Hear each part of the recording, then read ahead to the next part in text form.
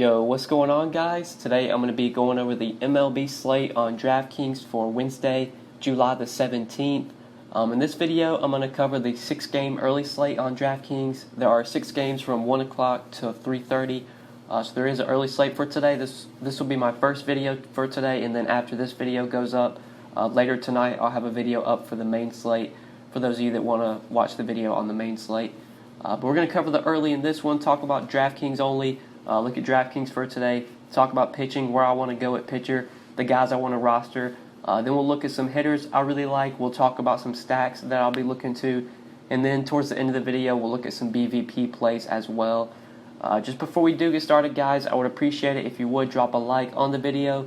And if you are new to the channel, make sure you click that subscribe button down below so that way you won't miss out on any of my new videos. But starting off at the top at pitcher, Sonny Gray, our most expensive option today. He's $10,200 in a matchup with the Cubs. So Sonny Gray's been a great pitcher this year, but this is a tough spot for him, having to face the Cubs in Wrigley Field. Right now, we don't have any totals on this game. I wouldn't expect the Cubs totals going to be too high, but still, it's not the best matchup for Gray. Just don't think I want to pay $10,200 for him. You can save money on this slate and play some of these mid-tier pitchers. There are definitely some expensive bats you want to get in. The Coors Field game is on this slate, and the Rockies have a 7.5 implied run total versus Sean Anderson. So we're definitely going to want to try and pay up for some Rockies bats. You got the Twins in a great spot against Jason Vargas, and they have some expensive bats that you're going to want to get in. So I don't think I'm going to be paying up at pitcher too much today. I expect a lot of my pitcher ownership is going to come from this mid-range. The guy that I really like to start off with is Chris Archer at $9K. Against the Cardinals. I think Chris Archer's in a pretty favorable spot here. The Cardinals are a team that rolls out a lot of righties. Right now in their projected lineup, they do have 6 righties in the projected lineup, 6 righties including the pitcher. Only 3 or 4 lefties will be Edman leading off, then you'll have Fowler, Wieters, and Wong. Those will be the only lefties in the lineup. Archer, really good versus righties. He gets a lot of strikeouts versus right-handed hitters. So Martinez, DeYoung, Goldschmidt, O'Neill, the pitcher, he can strike these guys out. 4.8 implied run total for the Cardinals is a little bit higher than I want to see, but I think just given the nature of the slate, you definitely want to try and look for pitchers that have upside. If they're risky, I think you just take the risk out today and just kind of roster the pitchers that you think have the most upside, that could get the most strikeouts. So obviously Gray is risky, but Sonny Gray does have upside. Yu Darvish is risky, but Yu Darvish has strikeout upside. John Gray is risky in Coors Field, but he does have strikeout upside. Guys like Dallas Keuchel, don't think I'm going to go there. We'll talk about Martin Perez. I think Martin Perez gives you some upside at $7,900. Even Homer Bailey at $7K. But then like Jason Vargas, Chase Anderson, Sean Anderson, those aren't going to be guys I'm looking to. I expect a lot of my pitcher ownership is going to go to Archer, a little bit of Darvish, a little bit of Gray. Really like Martin Perez, who we'll talk about, and then I'll throw in some Sonny Gray there. But I expect Archer to be one of my highest owned pitchers. Really like him here against the Cardinals. I think he can give you a pretty good score at this price tag. Like at $9,400 for Darvish, he obviously could be a better play. Daniel Ponce de Leon, though, at $9,600, just don't see Ponce de Leon being a guy you have to pay for. He's almost $10K against the Pirates. Just doesn't feel necessary. I would much rather play Sonny Gray over Ponce de Leon. But then you have like Darvish, obviously at $9,400, but I think I'd prefer Archer over him. But I did mention Martin Perez. I do like Martin Perez a lot here at home against the Mets for $7,900. So the Mets aren't that bad of a lineup, but they do have some strikeouts in their lineup versus lefties. You can get some Ks from Dominique Smith versus a lefty, Cano lefty. J.D. Davis will strike out. Frazier, Ramos, Rosario will K some. And Perez is a pretty nice favorite at minus 163. Just feels like a really favorable spot. Only a 4.6 implied run total for the Mets. I do like Martin Perez here at home. He hasn't been that bad this year. He hasn't been the gas can that we've seen in past years. Perez has actually been pretty decent. He's had some decent starts this year. Against Tampa Bay in one of his more recent starts, 7 innings, 2 runs allowed, 6 Ks, 21 DraftKings points. Could easily see Perez putting up a score similar to that here against the Mets. Just given the nature of this early slate, there's not a lot of options you feel good about, so I think Perez at $7,900 is a guy you can look to. But that's probably it for me for pitcher. I did mention Homer Bailey at $7K. Homer Bailey is a guy that you could look to if you wanted to go there. But let's go ahead and look at some bats now. We'll talk about some stacks as well. So I did mention the Twins. I think the Twins with a 6 implied run total versus Jason Vargas are one of the teams that I want to start off with when it comes to bats. They do have some value in their lineup. Marwin Gonzalez, projected to bat second, is only 3,700. C.J. Cron, projected to bat fifth, is only 3,700. Both of those guys make for great value plays. I really like Cron, 3,700. This is a guy that just has a lot of power versus lefties. Now he's facing Jason Vargas, left-handed pitcher, who will give up home runs to righties. Love C.J. Cron here, coming back from the IL. He's really cheap, way too cheap, cheaper than he should be. If you're stacking the Twins, he feels like one of the easiest plug-and-plays from that Twin stack. Same could be said for Marwin Gonzalez, batting at the top of the lineup, very cheap as well at 3,700. Gonzalez doesn't have as much power as Cron, but still a pretty good hitter versus left-handed pitching, and Jason Vargas is just so bad. The Twins are in a great spot here. And then obviously Nelson Cruz versus Jason Vargas just feels like a great play.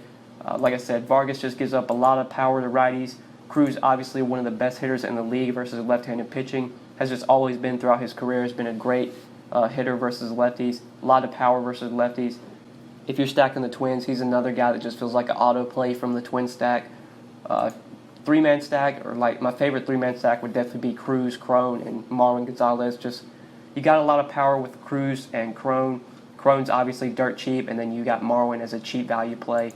But you could obviously go to like Polanco, Rosario. You could look to Jason Castro caught on Tuesday, so I'm sure Mitch Garver is going to be in the lineup. He'll be a great play, but he is very expensive at 5,400, so it might be tough to get him in. You might have to play like Archer, or you might have to play like Perez and Bailey if you want to stack if you want to get Mitch Garver in your stacks because he's so expensive.